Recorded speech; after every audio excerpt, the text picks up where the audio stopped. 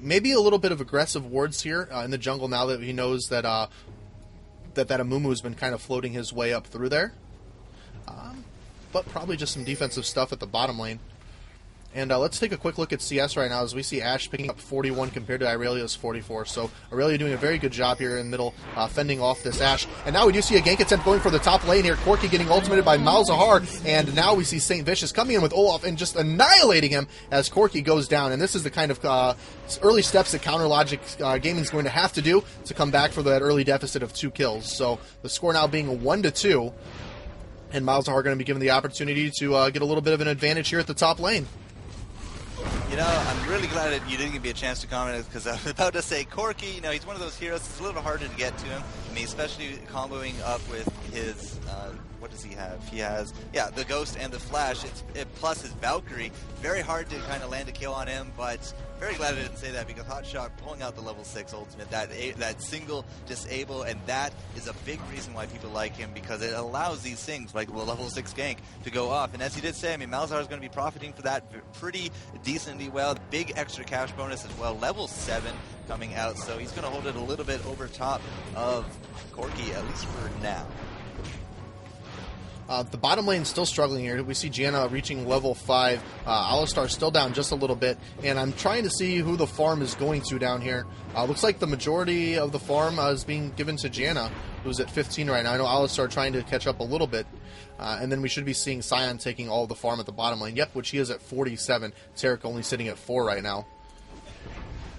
And this is all going back to the whole, you know, support champions are there to support your carries, and that is not a new concept whatsoever. And it is really good to see that these teams are executing these, you know, decently high-level strats. I mean, Sion with 49 creep kills now. Looks like he's actually going to jump around, and he's going to find St. Vicious. We have Eclipse jumping in as well. Must have been a clairvoyance that found him. He's going to have to actually get forced to be run off here, but he did land that blue kill before the entire thing went down. So he does have that crest of the ancient golem, so not exactly the most successful gank attempt, but look at that, they're going to turn that into something that they can take to the bank, and they are going to be grabbing themselves that dragon.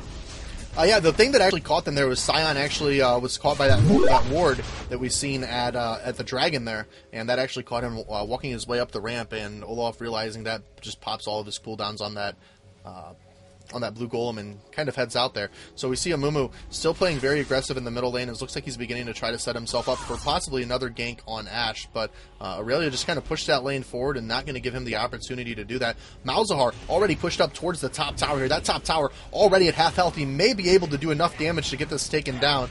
I mean, he does have enough cooldowns to push those creeps back if he wants to. Corki trying to make his way up there, but using his Valkyrie to sneak up a little bit further, and along with some of those missile barrages to push Malzahar back.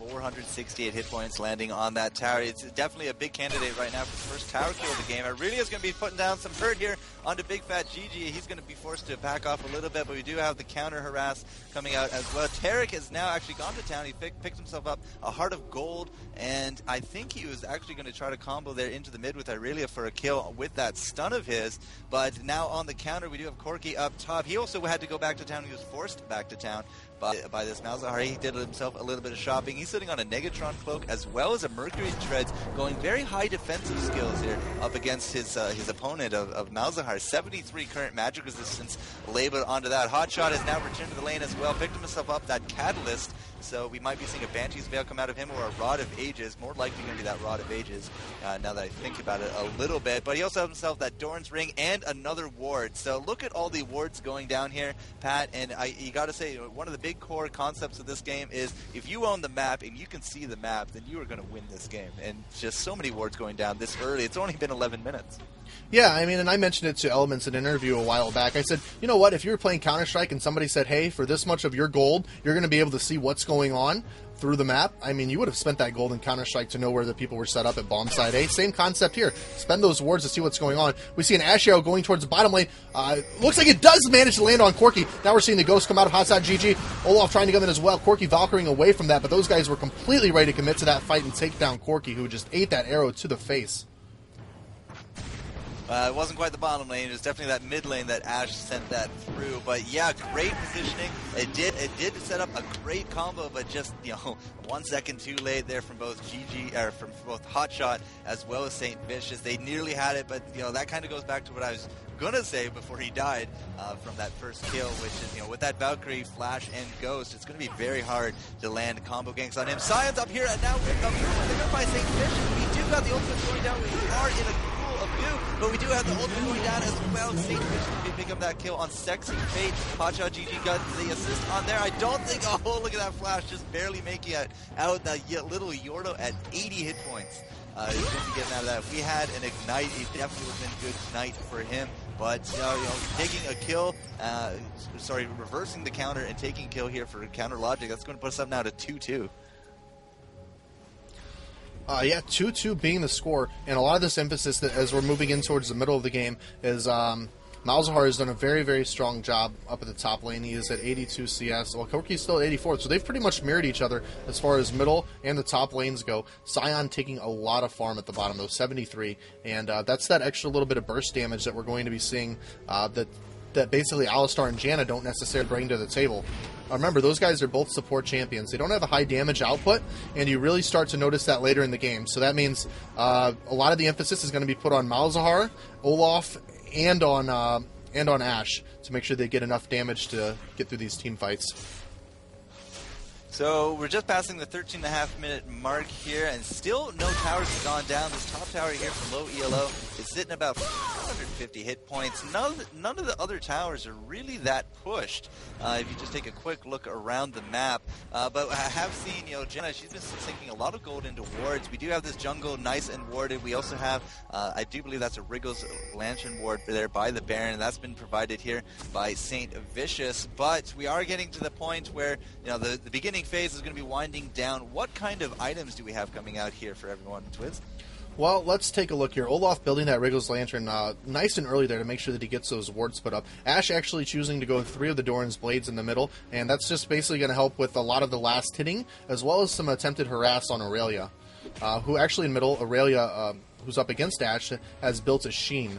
And an early Sheen and boots on Aurelia can mean a lot of trouble, because that's just a lot of progressive damage output she's able to put in. Her skills are not on really high cooldowns, so she's able just to pop in, harass, and back out. Kind of taking a peek at Olaf here, who they had actually just flared. Janna, no big items are going to come out of there. I'm not going to focus too much on support, who's building support items. Malzahar has picked up that blasting wand, which indicates he's 100% sure going for that Rod of the Ages. As now we move on to LowELO's team here. Scion already picking up that needlessly large rod. Scion has the ability to just farm once he gets to this point. His Death's Cuirass, which is his little shield that we see here, demolishes creep waves, which gives him a ton of pushing ability that we're going to be seeing at the bottom lane. Also is going to put Janna and Alistar in a very, very passive position, because along with Taric, these guys can just come in here and basically destroy Janna very, very early in a fight if they decided they wanted to go towards that. And Mumu with a couple hearts of gold right now. We see Taric with a heart of gold, and Corki picking up his Negatron cloak and a Sapphire crystal. So probably going for an early Banshee's Veil is what we're going to see out of him, especially since he's laning against this Malzahar. That Negatron cloak's going to help him hold that lane a little bit better. So there's your items. Yay, this item report brought to you by National ESL and the Twiz. But yeah, I mean, it does look like very reactionary kind of items. We have seen Corki building a lot of that magic resist this entire game just to try to counter all the different damages. And I mean, he did go those Merc Treads just for the stun and the stun, the snare, the taunt reduction, and that's pretty much aimed exactly at his opponent, who is Hotshot. I mean, his ultimate, as we did see, has landed them a kill, almost 2, but he didn't quite get that off. I'm just watching Sexy Fate go down here at the bottom, because, I mean, that shield, when it pops, he just gets so many creep kills out of it. 137 ability power already. He's going to be om-nomming everything as well. Now, he does have his glowing hand, so he does have Enrage going, and he is the Lumberjack, so that's why we don't quite see that. And this is something we saw from Amumu a little early. He picked himself up that Oracle's I mean, they obviously are keeping track here of all the different wards going down, as we did see, a lot of wards on a lot of different characters. We've seen a whole bunch of plays here by elements as well. It does look like they are going to be picking up this free dragon. There doesn't seem to be any kind of competition whatsoever. Yeah, I think at this point, LowELO knows that with the Scion getting that farm early here, as well as that Amumu ult being up, and these guys having 2 supports, at this point, LowELO is easily able to take that dragon, and Counter Logic knows that, which is why they're not going to be pushing in and attempting to try to counter that dragon, because these guys just have a lot more damage output at this time, and that's how a lot of this mid-game is going to be. As I mentioned before, it's going to be very reliant on what Ashe, Olaf, and Malzahar can do to get some farm, to make sure that they're going to deliver just enough damage at the end where they can push through these fights. And look at the amount of burst damage. I mean, Olaf and Malzahar alone have just a ton of burst damage between the two, and that's 2 champions you can see drop down there just from a couple skills. I'm just taking a quick look here at St. Vicious. He's now ding 10, so he's pretty close to getting that 2nd level of his ultimate, but Eclipse is now up here as well. They might be trying to get a big combo out onto Corki. We do have the flash go off with the headbutt, but no, we didn't have the headbutt. Sorry, that was the rampage? Pulverize? Yes, that's yes. We had the flash pulverize. He attempted to reposition for that headbutt, but we seen I believe it was a flash, not a Valkyrie, that got him out of that fight in time. Yeah, so definitely not a headbutt. I really wanted to see a headbutt, which is why I said it, because, throwing in there, getting the pulverize to the headbutt is definitely great position work. But no, again, I don't know why they keep insisting on going on to Corki, because, as I said, he's kind of that harder hero to kill. And this was something I just checked out. We have no less than 9 hearts of gold in this game, Twiz, and 1 Philosopher's Stone. That is a lot of passive gold per minute that people are now gathering.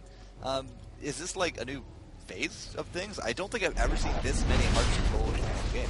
Well, you got to look at it from the concept of this. So if Amumu, he wants to get through his jungle. At this point, Amumu can clear his jungle path very, very quickly, which puts him at a point where he's like, hey, you know what, I have no farm to gather. By picking up those hearts of gold, he makes himself so he's going to be able to gank and still gain gold along the way.